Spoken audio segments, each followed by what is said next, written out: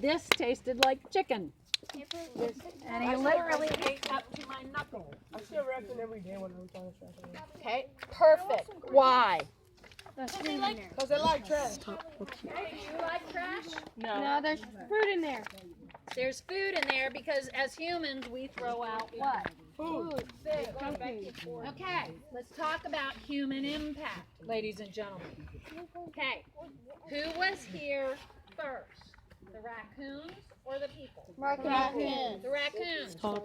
Okay, your house, your chickie, your tent, your igloo, whatever you live in. Okay, you like that place? Your family lives Dude, I gotta there. get say on camera. Except tomorrow, 40 people move into your living room, eat all the food in your refrigerator, and build their own house in your house. Okay. What's going to happen to you? You're going to be, bye-bye, see ya. I'm not living with you people. Look at the size of the Incredible Hulk. Look at Moving your out. little. Okay, human impact. We move animals Stop. out of where, guys? Their house. Their house. What is he doing? Okay? No. You guys will be quiet. Zach is. Exactly. He's just recording for me.